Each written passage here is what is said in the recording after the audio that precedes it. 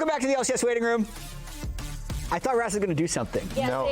Yeah. I forgot. You had a look. Something funny. You had a look. Oh my God. Yeah. Make us laugh. That is actually the strategy that I do with most of our guests. Yeah. Is just mess with our guests before we actually come on. But you don't. And you thought Azael would be immune? Yeah, I thought he was immune. Azael's our guest today. No, I just completely forgot. Yeah. How's it going? Quick poll, does he count as a guest for us? Because you were mentioning earlier, you're so rarely on waiting room. I'm on waiting room maybe once or twice a year. I feel like there are people who, you know, are on here more than I am. I want chat to know. I want chat to tell us if Azael is a guest. I'm a guest. I've never been over here. So we have to like. Oh, this is a whole new couch. You get guest privileges, like I have to get you water, like offer you drinks. Yeah, that sounds nice. Yeah. I'm thirsty. No, I'm not going You to. gonna grab me one? Get your I didn't know own. that was a thing. Get your own water. You know where it is. You guys start demanding. Yeah. He already does enough Raz, of I that. only eat the red Skittles. Jat, I'd like a water. Room temp, not cold. We have a new patch this week for the final week of the LCS regular season, patch 14.5. So let's check out the summary.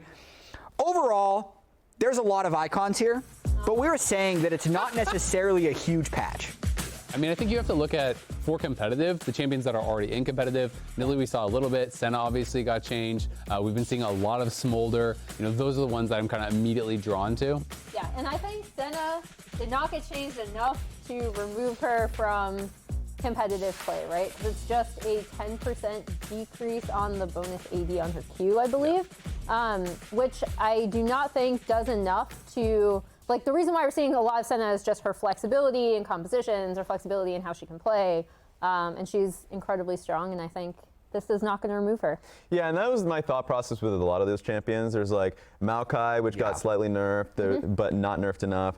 Frozen Heart that got nerfed, but it's still incredibly strong, so not nerfed enough. So like a lot of the champions that we did see that didn't really get hit too hard, I think the one change that I think is significant enough is like Nidalee. We saw one Nidalee out of Blaber, and that was one too many Nidalees.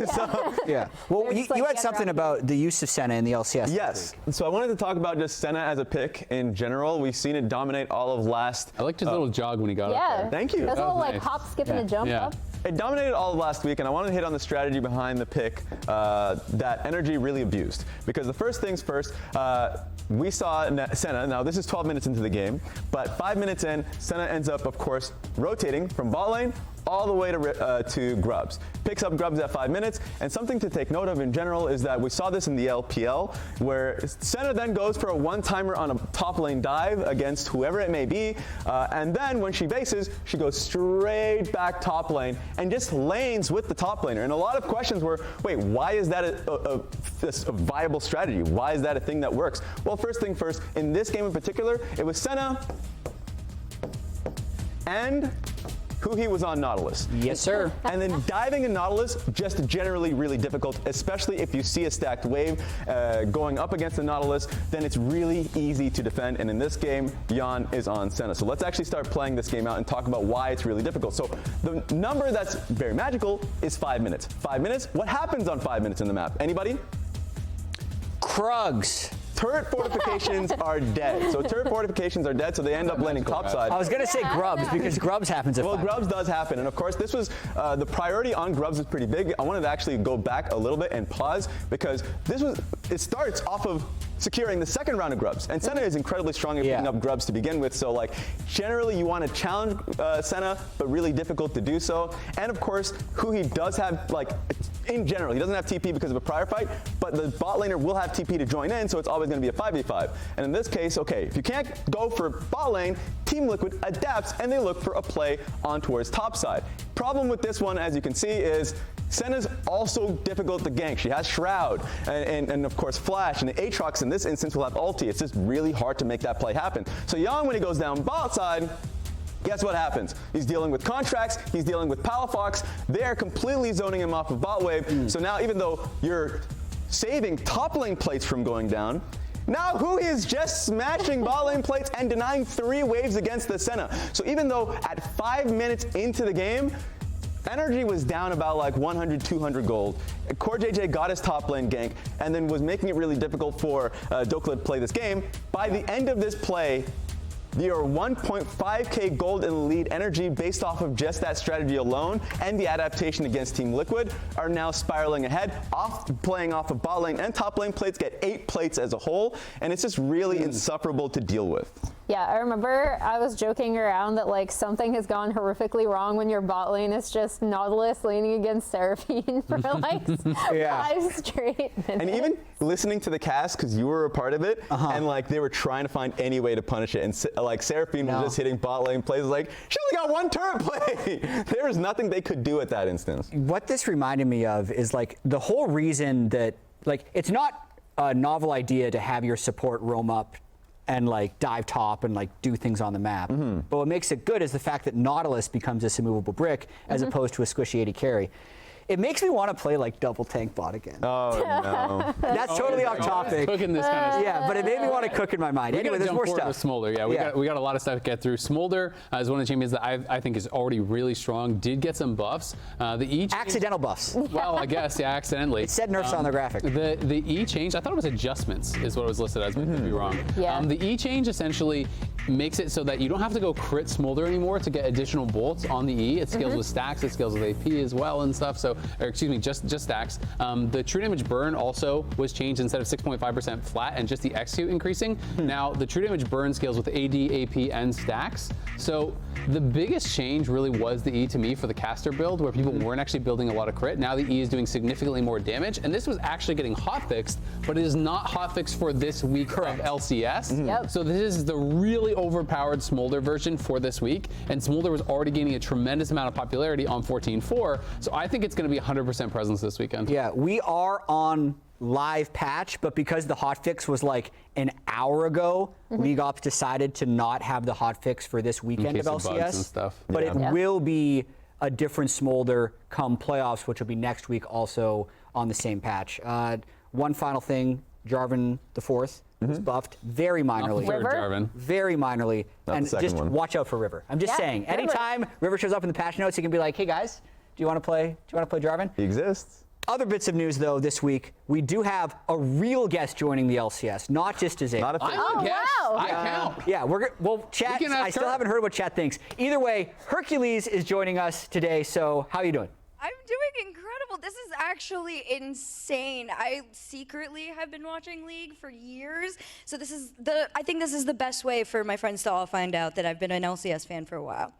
That's amazing. And you'll be doing interviews after all of our games today? I'm super stoked to be meeting everybody, to meet them with you guys, and it's going to be such a good day. Looking forward to it. A lot of you may know her from Rocket League, but she's going to be here for the LCS today. Really excited about that. Hell yeah. For us as well, though, moving on to more waiting room, we have a game.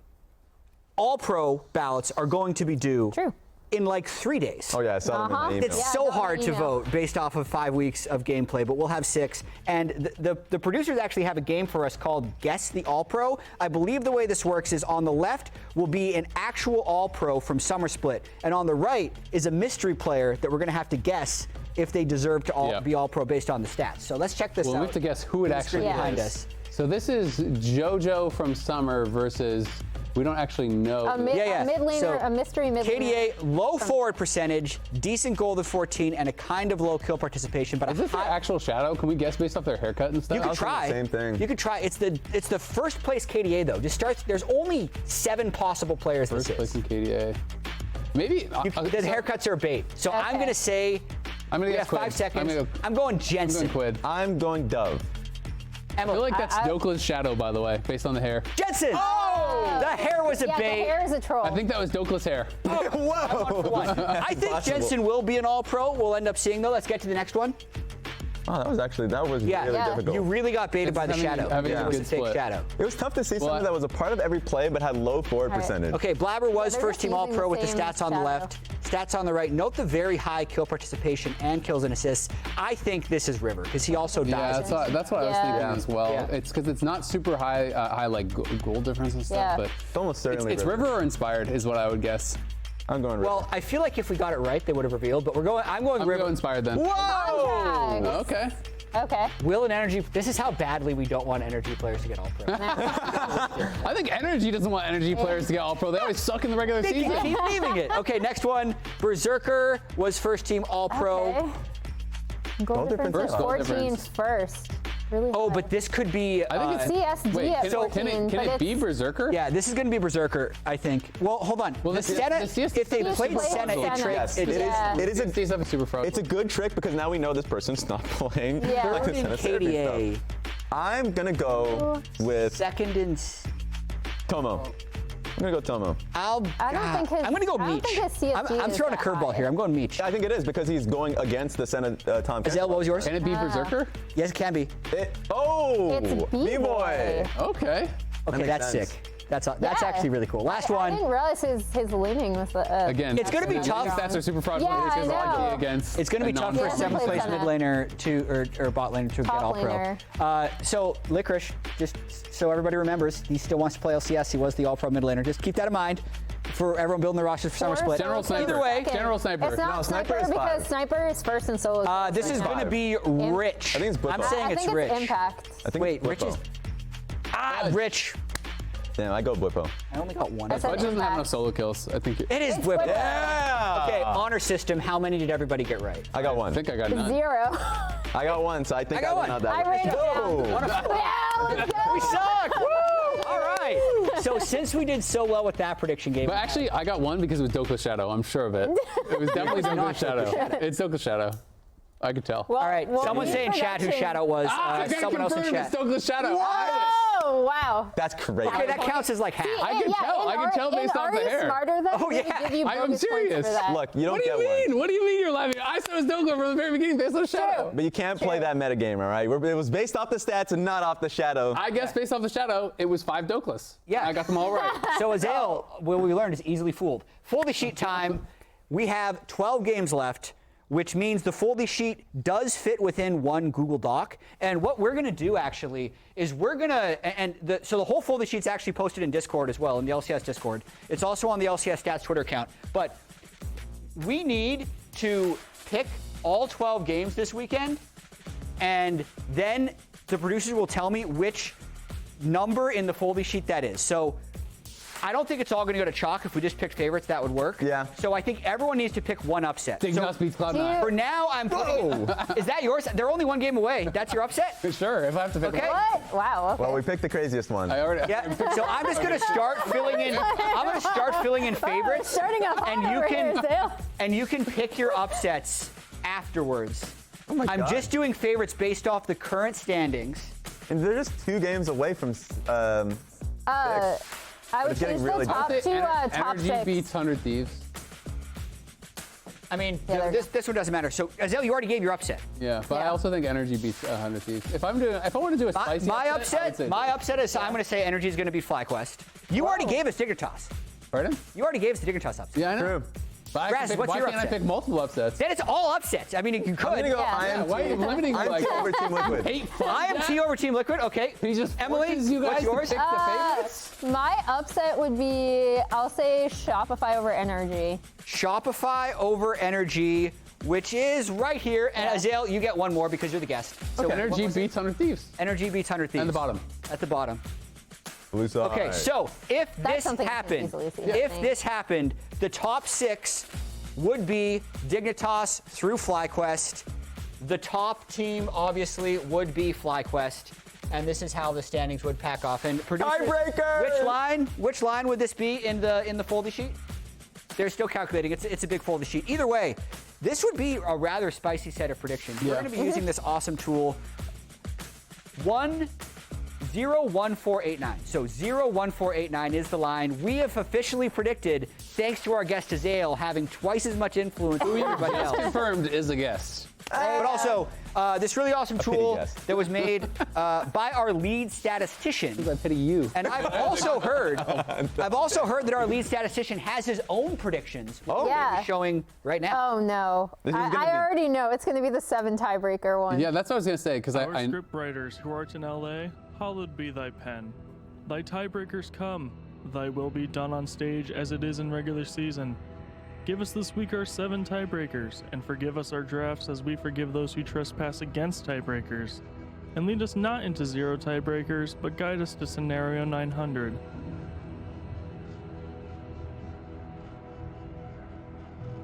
That first. Also, shout out because he did the stop motion. He did that all himself. himself.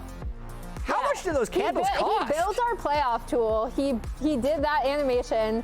And Liam, I love you, but I still don't want 7 tiebreakers. Yeah, Well, all of that 7 was in tiebreakers. I Give me the believe madness. I hate believe that. it's dead if C9 beats Dignitas in the Okay. first Yeah, game. there you go. That's why I had to predict Dignitas. Yeah, because you were with Liam. Wow. Yeah. You want line 9. I also like that Chaos. it's line 900. It's so clean. Yeah. And Mark said we're playing as many tiebreakers as there are on Sunday. So if there's True. 7, Yeah. we have 11 games on Sunday. Yeah, second so most buckle games. up. It would be the second most games ever played in LCS history. If I die of exhaustion, Mark, it's on you. Wait, why is that funny? He's sweating bricks. He's like, no. On the topic of the foldy sheet, Raz if dying? you want to join the conversation of the LCS, let us know which You line want Raz you to want die. on the foldy Pick sheet line in 900. Discord and in chat. In game. Raz dying just completely derailed our I week. know. Yeah. This is the schedule, by the way. It would, if you think about it. If Raz died, the waiting room would be kind of. Yeah, that'd be a bummer. It would deschedule. I mean, deschedule. It would deschedule that Would be a day. bummer. Yeah. Look at this cool new graphic. Wait, Yeah, that this is insane. very Yeah. neat. Can it go through each matchup and do the same thing? Or is it just the first matchup? Don't call out its weaknesses. Not today, but in the future. So upgrades coming to the LCS, but this is going to be Dignitas versus Cloud9. Here they are arriving today. I unfortunately did say Rich was on the stats graphic when he wasn't. Here's Cloud9. Last week they had that nice intro with Old Man High and Old Man Medios. This week it's just the Good Kia. team. Yeah, they kicked the old men to the curb. Yeah. Naturally. Kind of messed up. Yeah. It I is think what it they is. float them out on icebergs once they hit 30 in esports. I think so. Yeah. No. No? We had a 30-year-old play in the LCS last year. Where is he now? On that iceberg. He's co-streaming the LCS right now. He's not here. Iceberg. That's a great iceberg theory. Before the break in the LCS, Cloud9 had only ever won when there was a pause in the game. Now, the break in the LCS had was a pause. effectively a pause. Yeah. And they haven't lost since. Either way, there is some differences in the way Cloud9 looked before and after the break in the LCS. They were the biggest story going into the break because we expected them to be a super team, and they ended up going on a large losing streak. They had a losing record. But now they've won 2 games in a row, and there was definitely a change in their approach with the 2 drafts that we see behind us on the screen. Yeah, and we've even heard from the interviews how they just really ironed out what their style is, how they wanted to play the game. Even earlier today, an interview was posted by Ashley King, and a lot of it was just like they had disagreements within the game that was really decided. So that 2 to 3 week break was perfect for them, and so we ended up seeing what was the classic Croc, the Croc top. They incorporated top lane a little bit more. You got to see Fudge on carries, and they were immediately, I felt, successful based off of just, I think, the realignment that they had. Yeah, the game on draft is something I specifically really love for C9 generally. We kind of talked about this, I think when it was going through, but when Blaber and Fudge were working best together, I think it was like stacking waves topside and really, really making the most of top lane ganks. Which is where he would tend to be in the early game. And I loved the way this draft worked out for these players. I do see another thing that catches my attention, which is Vulcan on engage supports, specifically the Nautilus. I thought he actually had some really, really like strong individual games on the Nautilus, but additionally, I do think his engage sense lends him to making the most of those roam timers on engage supports as opposed to laning enchanter supports.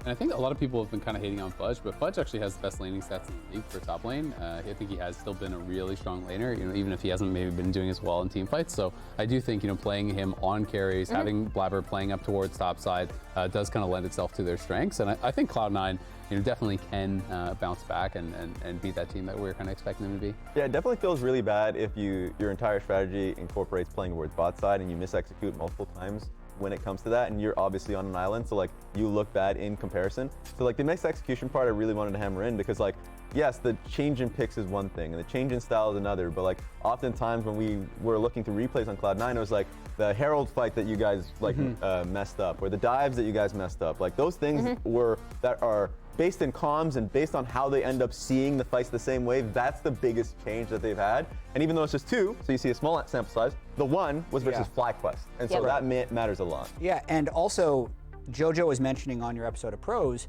that he thinks they have a relatively easy schedule this week, moving on towards playoffs. So let's check out who they actually have as their upcoming opponents. Dignitas, Immortals, and Shopify Rebellion, which are 3 teams that are fairly low in the standings. Yes. Dignitas, interestingly enough, if Dignitas beats Cloud9 today, they will end up having the same record. But Immortals and Shopify are 8th. It's got to be probably just about the easiest strength of schedule for any team this week. It's very close. You have 8th, you have 7th, and then you have Dignitas that's tied for like 5th. Tied for 5th or 6th, Yeah, depending so on basically the easiest teams that you could actually play. Exactly. I know we already had the larger champion pool graphics up on the screen, but I think Berserker is one individual who I do want to look at a little bit more. There was definitely a period of the split here where in the episode of Pros I did with Whippo, they were kind of all mentioning how much stronger Berserker felt in previous seasons compared to this season. I'd say, to me, he felt a little bit stronger in this last week. Part of that is with the departure from the champions he was playing to the champions we see on the right there with Senna and Smolder. Champions that can definitely have a larger team fight influence. So with the Smolder buffs, maybe that's banned away, but I still think in terms of what Blaber said, with C9 playing towards their strengths are Berserker on late game insurance. Yeah. And I think that's going to be more of a priority for them down the road. And they were kind of hurt a little bit by the meta because Varus has just been such a priority pick in every league around the world. Yeah. Like Varus globally in this season has double the second most picks, like second most picks in ADC. You know, around the world it's like over 1,000 Varus games. The next highest is like about 500. So it's pretty ridiculous how popular it has been. But especially when you are playing lethality, it's not really that Berserker style where you can kind of like 1v9 in a team fight. Much like he was doing in the Zeri meta for so long. Yeah. And I think another thing to point out about C9's drafts that we are not going to see today, because we didn't cover this in patch, but Azir, due to a bug, is out of draft. Cannot be played. And here is Jojo on Azir. I asked for this Photoshop because I think Jojo's Azir has been a really important, like, stable pivot point around which they have been able to draft. So I'll be looking to see what they have for Jojo in the mid lane to continue facilitating kind of their ramp up at the end of the season. And it's actually 4 of their 6 wins, and he's 4-0 on it. So it is a key pick. Not saying that he's limited in his champion pool, he's not at all. But it is a key pick for them. Yep, 66% of all of Cloud9's wins have come with Jojo on Azir. But also, eXyu had something to say about Dignitas champion pools last week. Because we think like Tomo's the best Smolder in the league, and it's like not even close. I think everyone else who picks it like is really bad at it. I think when FBI picked it against us, it was like it literally did nothing. So yeah, I mean Tomo's really good at the champ. We think he's strong, and we think other teams can't play it. So we're leaving it up always. Yeah, I mean, that's a really strong statement. And if you see their drafts, the last draft that they had, literally First pick Blue. Smolder, first pick Blue and Smolder. Like, they have a lot of focus within the within just providing as much resources for Tomo, and I think that's the biggest one. He said it on stage really earlier on in the split where the focus, the priority is just farming. A lot of the time, the team will slow the game down if he's in a deficit, or just allow him to get both Wolfcamp and Raptors. So a lot of the times, he does exceed the stacks that any, like the normal Smolder would get. Yeah, and you saw it in that game that eXyu was interviewing afterwards, where he was essentially shadowing bot side as well to make sure that they weren't able to get dove or anything like that. So whenever they lock in Smolder, they do seem to know stack as quickly as possible, get Tomo into late game and play around it. It's kind of interesting because I actually think one of the best examples of quick stacking for Smolder was actually in a catastrophic game was the Immortals game from Taxville, where he had no stacks early. They got zoned off all the waves. He had half the CS of his opponent. He had about 40, 50 stacks at 15, 16 minutes. He still hit 225 by 26 minutes, right? Because they put him mid lane, they got him into a safe spot. He stacked on every single wave. He took every Raptor camp. He was taking wolves constantly. And when you really accelerate it, plus you're showing up to fights and actually skirmishing and being able to kind of poke and prod and get it there, you can get this so fast. So even with the worst possible start, he still got it at 26 minutes. Like, you can get this really, really fast if everything goes right. Question for you though, Azael, based off what eXyu said, who's a better Smolder? Berserker? I mean, Or I think Tomo? it's hard for me to say because not everyone has really shown it yet. I think Berserker probably played a better game. I think Tomo's game last week was actually really, really rough. I don't think it was anything to do with the Smolder, but I felt like he was really struggling in a lot of the big moments. He brought Cleanse in a really weird game against only Volibear and Hwei, was failing to use Cleanse in any of the key moments. A lot of the times his summoner usage was really poor. There was one fight around mid lane where they actually won the fight because Hwei got caught on the other team. That was the game against Insanity. Yeah. But where he cleansed nothing, flashed in place in the culling, and just died basically 100-0. So like I thought Tomo actually had a really rough week last week. So I was kind of surprised to hear that interview after it. But it doesn't necessarily say anything about like his individual Smolder play.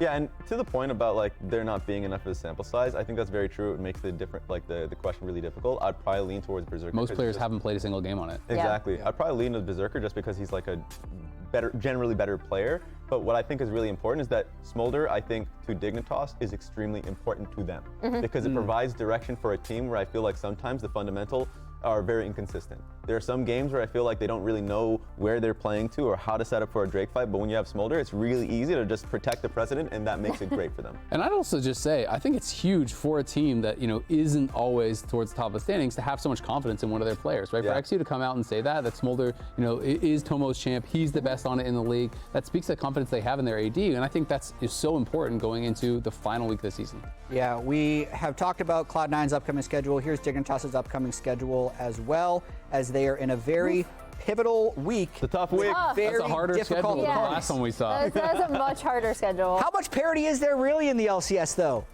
If Dignitas beats Cloud9, they're the same team, True. based on the standings. Yeah, exactly. I do want to see if there's parity in our predictions, though, because for me, I picked the 4 favorites across the board. Let's pull up everybody's predictions I think for everyone's this going to week. pick the same thing, unfortunately. Did Anyone flip? feeling spicy? Raz? I felt a little bit spicy. I Okay. actually have Oh. one change that I'm sure. Hey! Immortals is actually really spicy because they have not looked like there's a lot of parity there In fact, the last couple weeks. Yeah. they looked much better before the break. Is it just that you've lost all faith in 100 Thieves, or you just think, not at all. You just think this is because I only say this because 100 Thieves are the team that everyone's like, I don't know. This one is purely picking a spoiler because of Scrimbucks. Because so many people are down 100 Thieves, where IMT is literally the opposite when it comes to scrims. Yeah, Where Thieves have zero true. Scrimbucks. Yeah, 0 Scrimbucks, where people are like, no, we'll still go for IMT scrims because they are the ones that are much more competitive. So a lot of the times whenever you see teams like this, they just need 1 week where suddenly they just don't care about the results anymore. Like they can provide what they're doing in scrims to stage. So that's the one upset that I see happening. I think my favorite part of the prediction graphic this split is the percentage we get to see next to the Discord, because there's a difference between like 4 of us picking the same team and Discord being at 90%, Yeah. versus 4 of us picking the same team and Discord being at like 25%. That is going to do it for us from the LCS Lounge. Thank you very much, Azael. Definitely He's a gonna guess. go up to the caster desk. We got 2 minutes until the game starts. Casters, take it away. Big guest.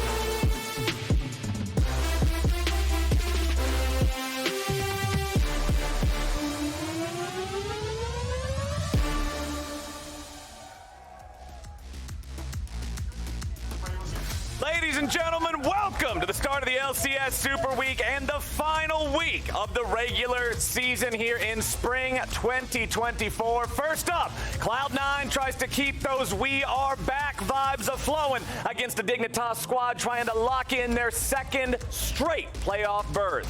In game number 2, Team Liquid's going to look to rebound from a tough LCS face-off week, and to do so, they'll have to go up against the top seed in the league, FlyQuest. Third match today pits current 2 seed 100 Thieves against a team looking for a miracle run into the playoffs in Immortals. And finally, it's defending champs in RG, hoping to make it 3 wins in a row as they take on the Shopify Rebellion. I'm Captain Flowers. I'm joined by Azael here for the first 2 games. Buddy, it's time to kick off the last week of spring.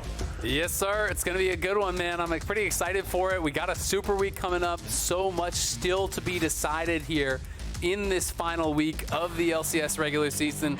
And it's honestly kind of hard to believe how quickly we have gone through this season. Yeah, and these 2 teams, looking at where they are in the standings, you can see the numbers on your screen right now. 5-6 for Dig, 6-5 for C9, right next to one another, next door neighbors, despite incredibly different expectations just a few weeks ago. Exactly, and I mean, the crazy reality is, if Dignitas wins, these teams are tied. Yeah. Like, that is shocking. With 2 games left in the regular season, no one would have been predicting that, but Dignitas has the opportunity here to play spoiler, to show up big, to start off Super Week, take down Cloud9, put themselves in a really good position. But Cloud9 obviously going to be trying to shut down any of that talk very quickly here. They want to come out, they want to look dominant, they want to go 3-0 in this Super Week where they have just about the easiest possible strength of schedule they could. Yeah. And with 9 wins, and with some momentum here, and really look to go into playoffs and dominate as they were expected to do, because anything less from Cloud9 is a massive disappointment. So checking in on where we are here in the draft, it's marksman, marksman, marksman, marksman, marksman. 5 marksman bands here at the start. Senna and Smolder usually being those standouts that everybody's expecting to see locked in.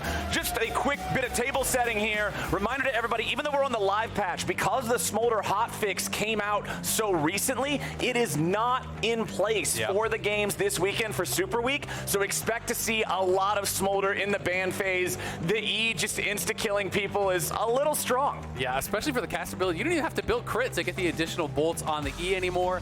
We got to talk Cloud9 stats before and after the break. This team has been picking it up. They're looking a lot better after the break. You're looking across the board here. First in a lot of these different stats. Dominant early game in the 2 games last week.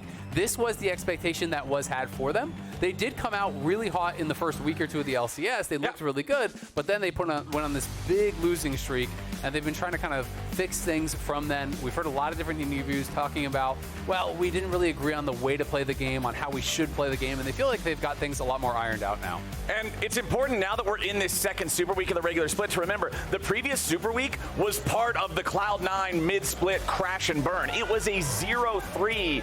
Nobody expected that from the team that these guys are, but that's what we got.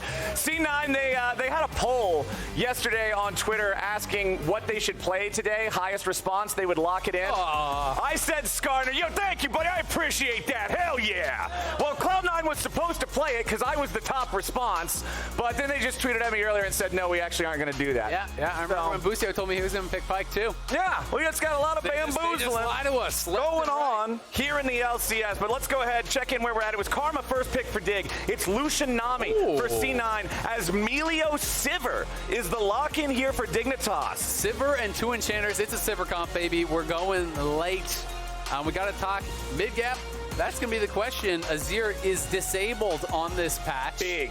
And different teams, we got some different Azir benefiters here. Jojo was 4-0 on the pick this season, have been looking really good on it. Played it both as Grasp, that Showmaker build last week, and the standard build.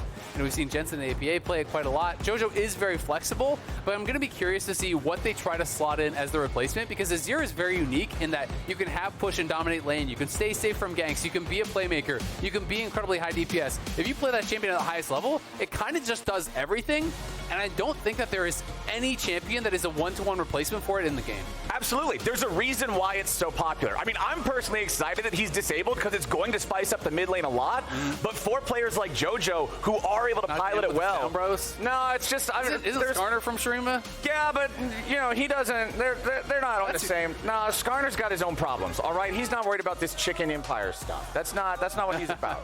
But back to Jojo, he's not exactly somebody who's going to be super limited by Azir disappearing. It's not like he's a one trick, but it's still, like you're talking about, something that slots into any comp. And I feel like it means that everybody else on C9 is also going to have to find more of that coherent identity if you don't have something that does everything like Azir does. And you need consistent damage from somewhere, right? Yeah. This is not a missed ban from Cloud9. This is a visual bug. It was Volibear. For some reason, the icon is not showing up, so that was a Volibear ban as the 4th ban for Cloud9. We will continue onward as normal. That's why we're seeing the 5th ban highlighted here now for Cloud9, and that is going to be Jax. I wonder if we're going to see some more Renekton duty for Fudge when that got a buff. He even tweeted out Renekton buff, back on the croc. Immediately played it with that Nidalee Renekton comp. They did really well with that. It's going to be a fun one. It is the Lucian Nami here for Berserker and Vulcan, which you obviously touched on earlier, but something that has not done very well in the LCS. And it's also something that Berserker and Vulcan themselves have sometimes been struggling on. Generally is a comp where you're expected to do a lot better in the lane. Yeah. It can be tough to really navigate the mid game, the late game. Yone, talked about, it was on Pros, I believe, how he thought this comp is really based around the mid game and controlling the mid wave. He feels that that is kind of the biggest spike for Lucian Nami, is how they can dominate the mid lane, how they can really control that mid wave and make it very difficult for the opponents to access mid wave, to be able to get out to those side lanes. But it's going to be Yone locked in for Jojo, so a spicy pick here. They're very heavy on AD, I will say. A tank got slotted in here pretty nicely in the top lane for Dig. Stack up some armor and potentially look to punish this unless Fudge has some sort of a spicy AP pick. This, of course, could also be a Yone top. We have to remember it could be flex up the top and then Jojo could grab an AP mid. But so far, it is very heavy AD for Cloud9. Right, we're expecting both the Karma and the Yone to be mid, but both champions still do have the possibility of flexing up to top if either squad really has something up their sleeve. But no, the Croc will be locked in for Rich and for Dignitas. That does mean Karma is going mid. What will be that jungle move here for eXyu? Remember, back in the very start of the draft, we began with 5 marksman bans, and the only one that wasn't a marksman was that Vi banned out by C9, keeping it away from eXyu. And now with the second half of the draft targeting the Volibear, the Jax, let's see what they want. It's Sejuani. There's your front line, there's your tank, there's your armor stacking. It's not coming from the top lane, it's coming from the jungle. Yeah, we'll have to see exactly where they are going to go. Sejuani, that pairing with the Croc, really, really strong. Udyr, definitely an option here. So Udyr going to get locked in, so it should be Yone mid. It will be Udyr top. He could go a splash into, into some sort of these AP builds. Or excuse me, is he? Yeah, it is going to be locked in. So Udyr is going to be locked in. So he could be going a little bit into AP if he wanted. If he wanted to go things like Leandries and stuff, so many people will do that. Generally in the LCS, we've been seeing, full tank Udyr, which isn't really going to force you to build any MR, but I'll be interested to see, because he's with all these physical damage dealers, if he's going to build a little bit of AP. Otherwise, definitely the Sejuani could get some value stacking up that armor. And if you do have one of these armor stacking tanks with 2 enchanters behind them, that gives them even more value, making it a lot more difficult to actually be able to punch through that front line. But Cloud9 has some decent dive, have some decent mid game. I'm just going to be interested to see how this goes if it goes late, because I do feel like Dignitas has a lot of power, a lot of protection for this Sivir. So, looking at both of them, who do you give the edge to? Who do you like better in the head-to-head? I mean, I just feel like Dignitas' draft is a lot easier to play, and I do think there's a lot of value in that. Cloud9 definitely has some playmaking tools here, and I'm going to be interested to see if they can get that advantage early, because if they can get that advantage early, if they can be the ones stacking up those dragons, they can dictate the pace of the game, and I definitely think they can take over from there. But Dignitas, clear win conditions. They want to look to 5v5. They want to look to go late, and I think their comp is going to really excel if they can do it. I'm excited for it, man. 5-6 versus 6-5. Cloud9, a team that everybody was predicting to win the split back when we were just about ready to jump into week number 1. Dignitas, a squad that people were expecting to be fighting for a shot to even make it into playoffs. If they do manage to lock themselves a playoff spot here, it'll be the first time in a while that Dig manages to get playoffs back to back. Would be pretty awesome for them. So many different expectations for the players on these teams, but now let's see how they kick off this Super Week and how this one's going to go. It's going to be a good one here. It is Barrier and Heal down on the bot lane for Dig, and it is PTA Sivir. Not something that I've seen a tremendous amount, but obviously you do have the auto attack reset with the W. In the past, we always see lethal tempo generally, but PTA obviously a lot more kind of upfront burst. It can help in these short trades. If you think that you are going to be just looking for these trades, if Lucian's dashing in, auto W auto, you can get that PTA proc and maybe be able to trade back a little bit more evenly. And I like having Milio as a lane partner with the Sivir too, because we think about wanting enchanters with hyper carries, but also just specifically what he offers with the cozy campfire, giving you the bonus range. Sivir's always been one of the champions who her shorter range is one of the things that's the intended weakness. Buffer up with the campfire. You can fire those ricocheting boomerangs all through everybody, and it really plays into that 5v5 style that you were talking about, Dig being able to aim for. Yeah, absolutely. I mean, you have that protection that allows you to really get in the mix of things as well. You're getting speed ups here from Milio and from Karma potentially. And it is not going to be Comet Karma, it is Airy. I'll be interested to see, where he's going to go as far as the builds go. But as much as this, on paper you see, it's Cloud9 versus Dig. Of course, Cloud9 are massive favorites. Well, the stats tell a little bit of a different story. So we're going to ask you in chat, guess the team. Which stats belong to which team? It's not so clear as you would think. The record's actually very close between these two teams, and both teams have performed, relatively similarly throughout the season. So we're going to check back on this in a couple minutes. Get your votes in chat. See if you guys know which team is which. And no cheating. Don't look it up. Did you know who's who? No, man, I'm really bad with numbers stuff. I can't read.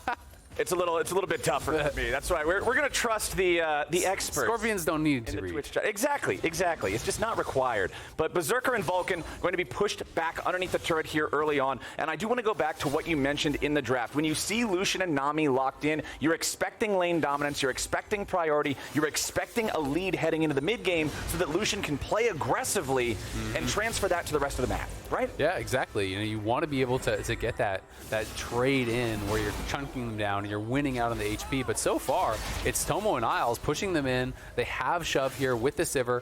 Sometimes it can be difficult to win those trades as the Lucian Nami because Sivir is just going to hit the wave and shove it in constantly. You're getting poked away at by these ricochets as well.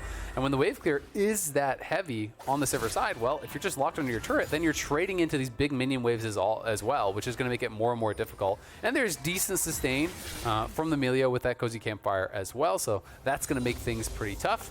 Dove here having push in mid, as you would expect. Yep. Jojo obviously starting with that door and shield, and I'm curious if he's resolved secondary. I would expect him to be, and he is. He does have second wind. That's kind of the norm when you are playing these tough ranged versus melee matchups. Yeah. But Dove doesn't really want to interact. Again, he just wants push. He just wants to keep him locked in under his turret and say, you know what? You're going to be stuck farming minions. I'm going to be the one to prio. I'm going to be the one who can move and help my jungler, and we're going to use that to help us dictate the pace of the game.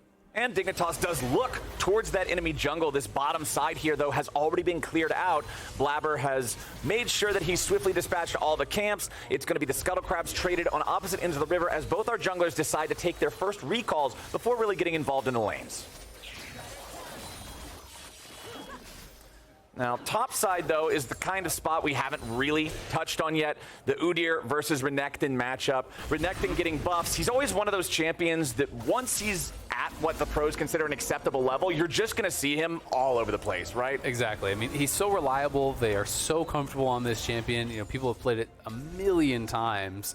So it does become one of those defaults where people are going to look towards it constantly. Fudge has TP'd back here pretty early on. Udyr really known for that strong early laning. Jojo potentially in a little bit of trouble as he's going to get tethered back up, but he has not yet TP'd back to lane, so he's just trying to clear out this wave, get the best possible buy that he can, and Vulcan is here to cover, knowing that Dove had already TP'd back. There's not enough minions there for any sort of a freeze or anything for Jojo to worry about, so he'll be able to get a pretty good base, and he does have 1,200 gold in pocket, so can get a nice buy. And we'll see what that's going to be. A lot of people generally on Yone, you're just going to look for tier 2 bursts. It's so valuable. The Q cooldown scales with your attack speed, going to be able to sidestep some of these skill shots potentially as well from that Karma. Jojo also min-maxing his recall spot there, making sure he's in the right spot where Dove would not be able to hit him with the Mantra-empowered Inner Flame to stop the back. Blaber jumping in after Dove here. Jojo has joined up in the fight. Important to note, Jojo not level 6, but they got more men coming into the fight as Fudge makes his entry in. Blaber's trying to grab the first blood. It goes over to Fudge, and Blaber won't drop. Dove's under pressure, and Fudge is still after him. The Karma's trying to kite it away, using the power of the shield to stay alive. Fudge forces out another flash as Dove burns to death inside the glacier. glacial storm.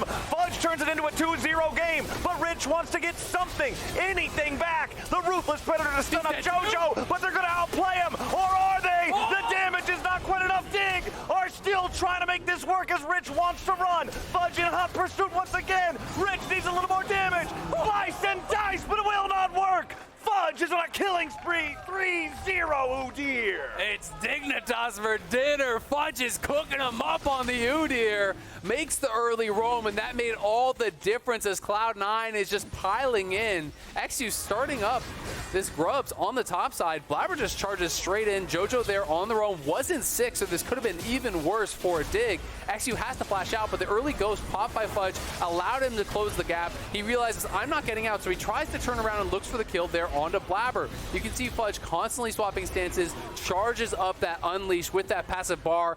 Unleash Phoenix stance, gets it back in on him. Then in goes Rich, and I thought this was going to be Rich just going down for free, but was able to turn it around here. Gets a big heal off the empowered Q with the ulti ticking, and then does a good job kiting this out to build up the rage, to wait for those cooldowns to come back up.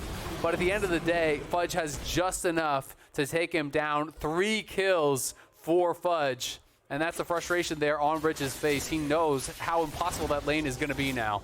It's so tough, man. The Udyr with Boots of Swiftness and the Warden's Mail now for that early power spike in lane. Renekton wants to be able to bully you. He wants, similar to what we were talking about with a Lucian Nami type of lane, early control that he can then turn into a lead elsewhere on the map, and it's just so tough now. Fudge, already, it's time to proxy. Yeah, I mean, now you're just hitting a brick wall, right?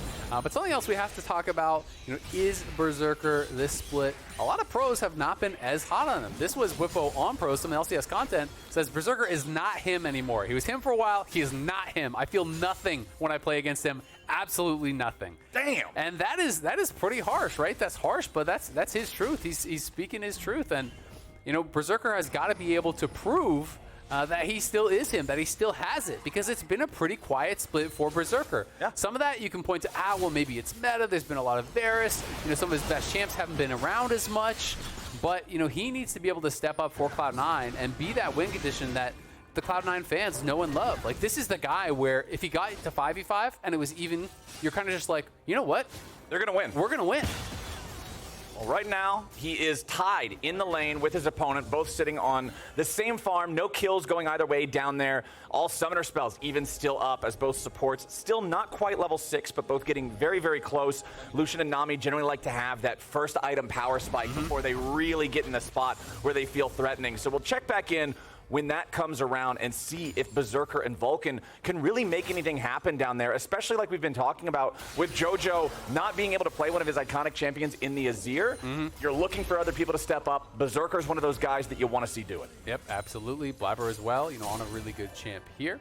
We have the results from the earlier poll. Chat voted that Team A was Dignitas, so they actually got it wrong. So Team A is Cloud9. They do have that slightly better early game as Tomo trying to chase out Berserker, but the stats relatively close. Dignitas actually doing better than I think a lot of people would expect, just kind of based off that name recognition. But so far, so good for the bot lane as well. Tomo, just been able to kind of lock Berserker and Vulcan under their tower. Blaber is here to cover. Jojo on the roam as well. This is going to get a little bit awkward now for Dignitas. They have to decide, do we actually even want to fight into this? Like, are we going to really engage on this Udyr who is so tanky? There's no way. And I like the fact that eXyu immediately recognizes something is wrong. The fact that Fudge is willing to still just stand here, throws the control ward over the wall, sees Blaber. They know they're not going to win that 2v2 with the Udyr being as fed as he is. Exactly. All right. So since we showed the Whippo Cope, we've got to give Berserker a chance to earn it back. So we've got the is the Berserker him scale here. Okay. And we have a scale of Raz, clearly not him, all the way up to Faker, who could Clearly be more him than Faker. And we're going to have to dictate, and I'm going to ask you for some help on this one as well, Flowers. Okay. We'll be able to check back in After the if fight. Berserker hits him. Exactly. Yeah, we're gonna if he see. makes a big mistake, it's going towards Raz. If he's 1v9, we're heading towards Faker Town. If he dodges skill shots that he doesn't even see coming, it goes to the right. If he's AFK farming minions while a team fight is happening 12 feet away, he's going to the left. Exactly. If he's ordering McDonald's and not even eating it, it's Raz. That's how we know he is most certainly not him. All right, we'll check back in as the game goes forward. eXyu coming here into the mid lane as Jojo just uses the power of the Soul Unbound, easily snaps away from eXyu's ultimate. You gotta respect the Yone E, man. This is one of the most powerful, if not the most powerful basic abilities in the entire game. And the ability to outplay with it, like unless you have everything coordinated perfectly, it's so easy for Yone to get you to waste an ult, get you to waste a summoner. Absolutely, but TP's coming in here. They're looking to scrap. Everyone's coming in now. Fudge is the target. They want to go after the Fed guy here first. Burst down to about 20% HP, but he's getting away as Dove is under pressure, and Jojo's looking to take the pressure into the back line. Rich still looking for Fudge. Ain't gonna find him just yet, but the shutdown comes through. Jojo getting one back. It's a 1-for-1. Make it a 2-for-1. Dignitas loses their second man, and Blaber's the one putting him in the dirt. C9 once again win the fight, and the prize looks like grub. Yeah, they do get Fudge. We have to commit so much to taking him down that Jojo's just going crazy in the back line. Uses that E, the Unbound Soul, chases after Dove, takes him down over the wall, following with the flash. It's another kill there for Jojo. It's grubs for dinner here for Blaber. If he can get both, they get to 5, which would be really, really nice. Here's the initial play, as Fudge is just kind of trying to mess with them, trying to waste their time. Dove comes in, he uses the mantra Q there onto Fudge. Rich is chasing after him. Everyone's going for this Udyr to try to finish him off, but on the other side, it's Jojo with the E, flashing over the wall, finishes off Dove. They get the kill there, and then everyone piling in to help finish off the Croc. They do grab the grubs, so they got 5, so they got the spawns on the Void Mites, and now they're looking for a dive. C9 loves sending multiple players up here for this top lane. Fudge and Blaber, they just hand it off to Jojo. Make sure Yone's getting nice and fed early. 2-1 and 2 now on the C9 mid laner. They're up 3,000 gold as a team, closer to 2.5, I guess. Dignitas, yeah, they might have been able to grab the first couple of Drakes, but they have got to be concerned about how quickly things are getting out of control. Yeah, you got to be worried for sure. You're hoping that Sivir, is going to be able to get stuff done for you on that bot side. It is Sivir with Static Shiv, which I know is really high win rate, but it's always kind of struck me as weird because you already have so much wave clear. It feels like you're kind of over-indexing into that. It is a very cheap item, though, so there's the benefit of kind of having that earlier first completion. But we'll have to see, how it ends up doing for him, because it is obviously, lower single target DPS, and he's going to be the one who has to get through some of these beefy frontliners. Also worth touching on the fact that Fudge is electing to go into some AP. He has the components there for Leandries, so he's going to be grabbing that Leandries after grabbing the early armor from the Warden's Mail. So I'm assuming it's just going to be Leandries in a tank. I think that is more than enough to just get value from the fact that your opponents are going to be stacking armor, guaranteed. And especially when you look at kind of how it's going to be. We talk about having these double enchanter comps and how it can work well if you're a tank. Renekton and Sejuani are always just going to be piling in, right? Their job is to be the big wall in front of the Sivir. They're right on top of the Glacial Storm daily, nightly, and ever so rightly. Fudge is getting value. Yep, absolutely. That thing really does a lot of damage. It's slowing you down. It's burning you up. With that Leandries, it really does hurt. It's also worth noting that Rich is going to be going, more of this aggressive style build. This is Eclipse. This is not like Sundered Sky Bruiser, Sundered Sky and Hysterics and stuff. Those kind of builds. This is a much more aggressive build. We have seen this a little bit. Dokla actually played Vayne top, and we saw an Edge of Night Rush, which I thought was really clever to be able to actually immune the Condemn against the Vayne, but that was like a lethality Renekton. This is that similar style, and it is going to mean his upfront burst is very, very high, but of course, if he gets locked down, if he gets CC'd up, you can just kind of insta-die. So he has to avoid that Udyr. Ooh, a lot of damage coming out there from the culling, but Dignitas can keep Tomo alive. Berserker really wanted to go for the burst as the tidal wave is there for the disengage. eXyu unafraid as he's reinforced now by the shields. Cloud9 still looking for a little bit more as Berserker dashes right back to safety. Dignitas, they bring in everybody to defend as C9 are once again the ones looking for blood. Yeah, C9 going aggressive there. They force out 3 summoners from the bot lane and both of their ults, so that is pretty big. Tomo is where a lot of the eggs are going to be. They're all kind of in on this Sivir, being able to carry in these later stages. They got to make sure that he is set up for success. Jojo just using the E, getting a nice little trade here in again. We'll take a couple tower shots as he let the root actually tether onto him. But at the same time, Blaber is already starting up the Herald.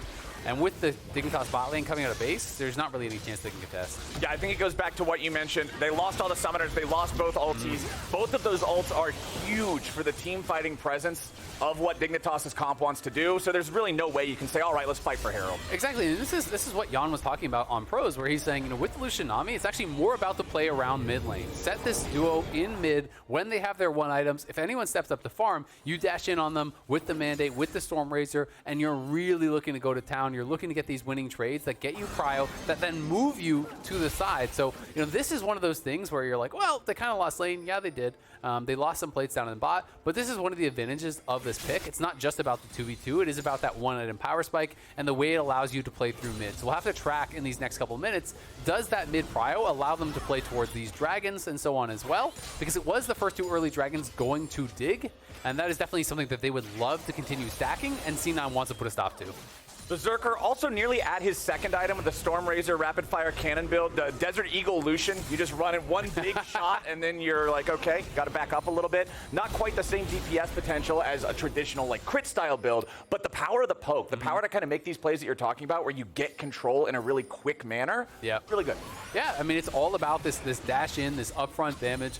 I've seen some really cooked Lucian builds where people... Are we talking like good cooked or like, man, that's been in the microwave for 40 minutes? I mean, I'll let you decide. I mean, it's this kind of build even into like Voltaic, you know, like all of the proc items essentially. Just stacking all proc items for the most upfront burst. I'm not really a big fan because it is so low DPS. You have to be really then dependent upon the rest of your team to be able to actually punch through these people. Like, someone has to kill Sejuani, right? Yeah. You do have a Kraken on the Yone, so like he's got some pretty good damage. And the hope is, I guess, that you kind of kill off Tomo and then you just go back and deal with everyone else. But either way, you know, it is going to be a lot of upfront burst, a lot of upfront poke from Berserker. But the sustained damage with these kind of builds, especially if he does go into like a third kind of bursty item, means it's going to be much lower. Well, C9 manages to use the Herald to force down the tier 1 turret in mid. That'll be their second turret of the game. Dignitas still have taken no turrets from the side of Cloud9. That bottom lane one, yeah, it's low like you were talking about because of the laning phase control from Tomo and Isles, but C9 is up 5,000 gold 17.5 minutes into the game. Dignitas has not stopped the bleeding, and Blaber can just use the wind becomes lightning with the increased range and the audacious charge, use the dragon as his Blaber escape. becomes out of there. He is gone. Jojo now also retreating as eXyu and Dove were making their way down. The Drake still mad, but still not dead. Blaber continuing controlling this as Berserker dashes over the wall. C9 has absolute dominion over the bot lane river. Dignitas knows they do not win a fight in open ground, and so they're not even going to challenge. Yep, and now it is 5K, and I think the biggest problem by far is just Jojo. Did well, surviving the early lane, was great in these early skirmishes, picks up a couple kills.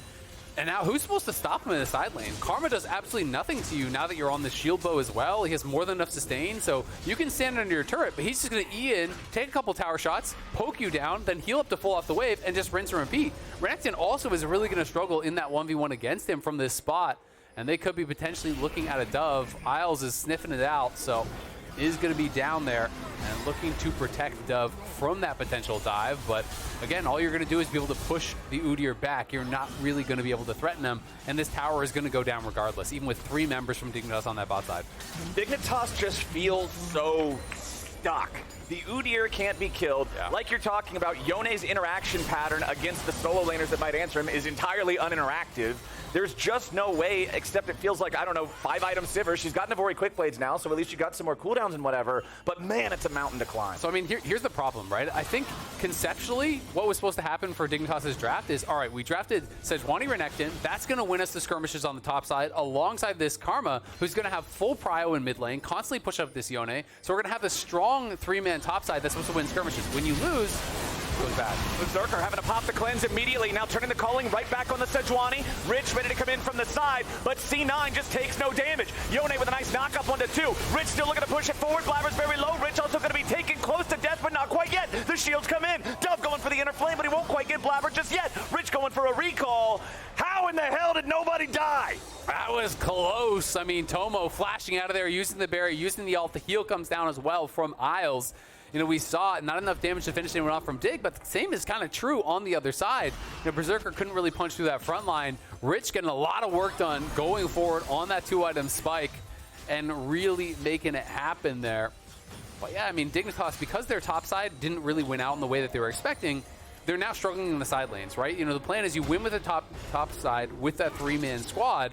That buys time for Tomo. Then you show up to 5v5s and you kind of just win, right? But it hasn't really gotten there just yet. We do see, though, there is still possibilities for Dignitas if they can get that fight going just right.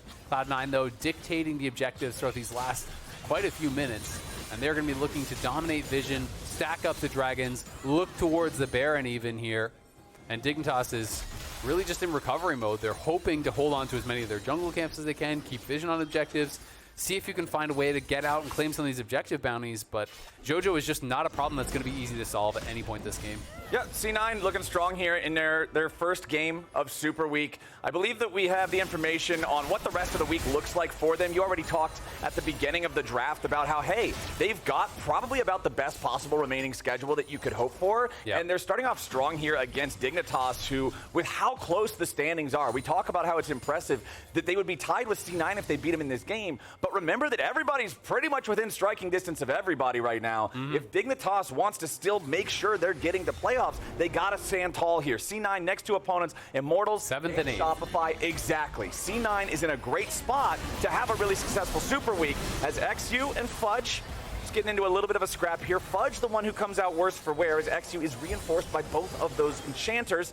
Berserker buffed up by Nami, looking for some damage onto Tomo, but eXyu's got to block most of it. Blaber wants to jump in. The Ultra Mega Fire Kick knocks him right back out. Dignitas still scrambling to defend.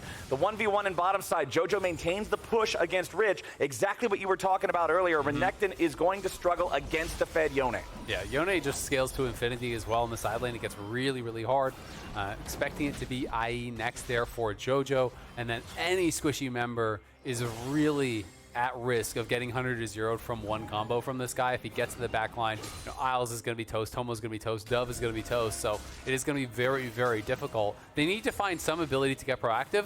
I don't think that the solution is just sticking eXyu with Tomo and, you know, having him fish for these ults on Lucian, because even if you hit Lucian there, you just get cleansed, right? So you have to be successful with that so many times in a row for it to actually pay off. Like, you have to hit him with the ult, get the cleanse, then immediately when the CD is back up, hit him with the ult again, then be able to capitalize. So I'd almost rather see him try to look for some sort of a play in side lane, but clearly they're not confident that they can kill Jojo, so they're kind of just like waffling around mid lane, and it doesn't feel like they're really accomplishing that much. And when we consider the flash, too, I mean, you look at Dignitas' comp, the only way you're going to catch somebody is with Sejuani's ult, unless Cloud9's asleep, right? So first ulti, if it hits, you get the cleanse. Second ulti, if it would hit, Berserker is a mechanically talented enough player, he can just flash it, dash it. Third ulti, the cleanse is back up now, so let's pop it again. So it takes 4 ults to actually catch him. And then maybe there's a McHale's by then. It's just not realistic. It's really, really hard, right? And I wouldn't have an issue with them kind of just being in this more conservative spot if they were farming equally, but they're not. They're losing jungle camps constantly, right? And that's why we've seen, just over these last couple minutes, the gold lead has extended from 5K to now 6.4K, right? It's getting worse and worse. You know, if you control 2 quadrants of the map and you have a late game scaling comp, that's fine. You just keep farming, you keep farming even, and you hopefully outscale late. But when you lose that 3rd quadrant, when you're just bleeding out camps, it becomes so impossible because the gold lead just extends incrementally, and that's what Cloud9's doing right here. Look at Rich. Man, Rich is just not having fun against this Yone. Just 100 to 0s, blows him up. Jojo now uncontested in the bottom lane. It's a green light for the rest of C9 to go after the Baron on the other side of the map. They know that if Dignitas comes to try to stop them, first off, they probably win anyway. Second off, Jojo's just going to completely destroy bottom lane. Now Jojo makes his recall. He can teleport up here if the fight keeps going. Dove's going to get gunned down. Culling takes him down to about 15%. Berserker will be happy with that one as Jojo joins the fray. Baron still at about half HP as Fudge wants to be the interference that keeps Dignitas and eXyu specifically out of the pit. Tidal wave comes in, and now eXyu's going to be your target. The Baron secured by Blaber's smite as Jojo and Fudge are still looking to put more DPS into Dignitas health bars. They don't have to keep this one rolling any further. They just regroup back in mid, defend the tier 1 turret. They're up 8,500 gold. Dove flashes away to barely keep himself alive. Yeah, a nice little chunk there from Berserker, forcing out the flash from Dove. Already had him pretty lit up from the culling previous to that Baron take. But Cloud9 are just playing a really clinical game. Jojo, Fudge, Blaber got him in a good spot early on in the game, winning those fights on the top side. And it's just been kind of all aboard the Jojo train for the rest of the game. He has been playing it cool, calm, and collected in the side lanes. Cloud9 have not been getting caught when they are split from him, and Jojo has just been building out these incremental advantages in the side lane, culminating in that solo kill in bot lane, which leads to the easy Baron. And now Cloud9, 9K ahead, back-to-back dragons have been taken. If you couldn't answer him in the side lane before, you definitely cannot now, as he's got the IE and he's got that Baron buff. It just feels like everything went crazy early on. Jojo getting jumped on. Solon bound to get himself back away. Blaber looking to put the pressure on Tomo as eXyu tries to get out. Jojo has to reset his position, but Rich wants to lock him down. Fudge is back over the wall, maybe looking for a flank angle. He decides to run in with a storm. He locks down Rich, but the damage on Tomo is enough. Berserker's got his first kill of the game, and Cloud9 makes it 2. Jojo's in a rampage, and Berserker ain't done. He dashes, he flashes, he takes out Sejuani for a double kill, and C9 is gonna walk it in from here. All right, well, it's gonna be that's it. Is he him? Is he not him? What do you think? I don't know, man. He just dashed straight into the enemy base, taking out the next one. Maybe him? It's all right. Heading towards him? He's trending in the right direction. He's still at about 200 HP here. Dove trying to defend. C9 ready to end. Dove just doing everything he might be able to do, but the problem is that's an anime character, man. Jojo's the protagonist, and C9 are gonna dunk him 11-2. Cloud9 looking really dominant in this one. Jojo, monster performance on the Yone, but it was really all about Cloud9's top side. Fudge, Blaber, Jojo coordinating really well in the early game to win those fights out on the top side where they had to do it. That bought them the time. That got them the pressure in the side lane where Jojo was just unanswered. They bide their time. They wait for him to get pressure. He gets a solo kill on Rich. That leads to the Baron. And a clean closeout there from Cloud9. Really well played. They can be happy about this one. That's now 3 straight wins for them, climbing up towards the top of the table where they want to be. Cloud9 looking like they're back. A nice performance from them for Dignitas. You said it, man. The way that the draft was supposed to play out didn't happen because of the way that the early topside skirmish went. It just took everything and spilled it all over the floor. They never got their footing back. Jojo's Yone, the rest of the team grouping up and allowing him to do what he needed to do. There was never the opportunity, there was never the angle for Dignitas to say, wait, here we go, let's do it. It just never came to play. Yeah, it's really tough, right? I do think they were kind of betting on the fact that their top side would be winning out on those skirmishes early. Then the game could look potentially very, very different if they had bought more time. The Cloud9 very clinical after they got the lead, taking over the enemy jungle, farming away those camps, building incremental advantages, dominating the objective game, never getting caught, making sure that they were playing it smart, playing it safe. That is what you want to see from a top-level team, and that is the Cloud9 that was promised, right?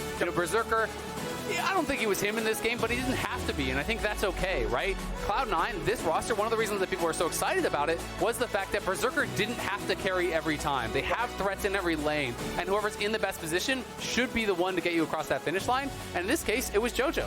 Yeah, the bottom lane, they were both AD carries were 0, 0, and 0 until what, like 25 minutes? Yeah. It was just not the focus of the game. And some people might look at it and be like, oh, you're Lucian Nami, you're supposed to slam the lane or whatever.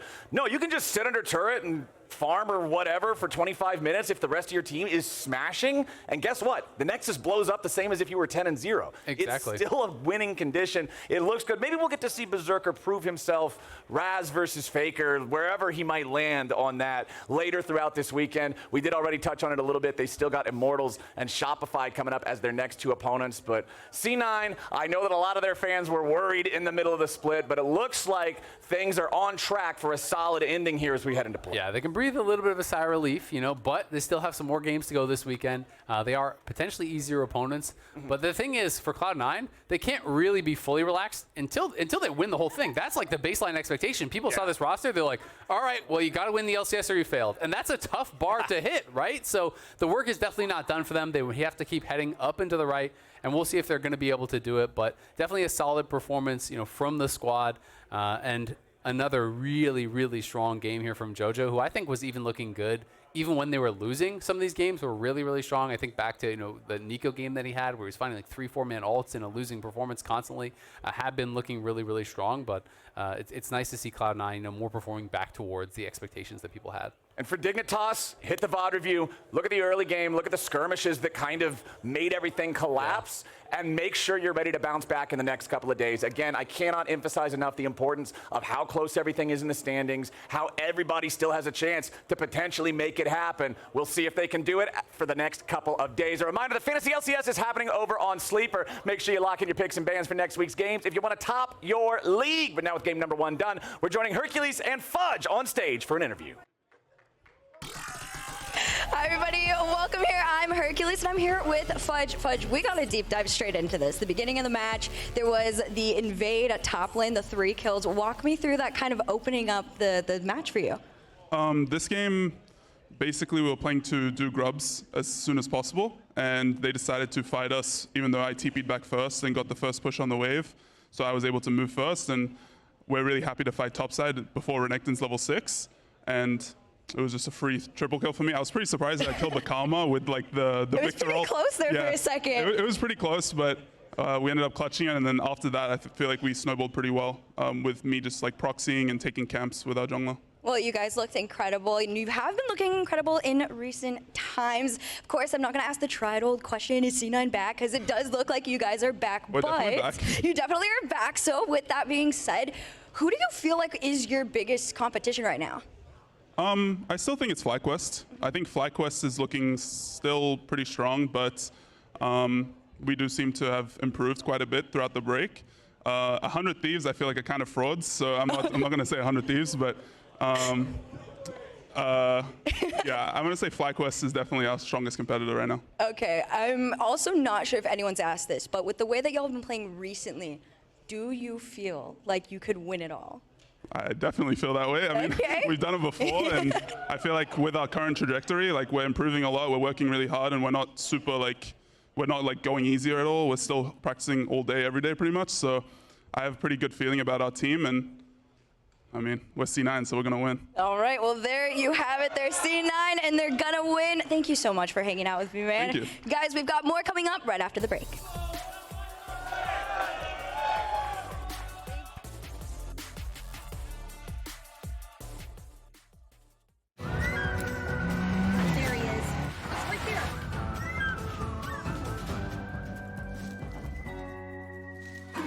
Cover more ground in the Kia Sportage Turbo Hybrid.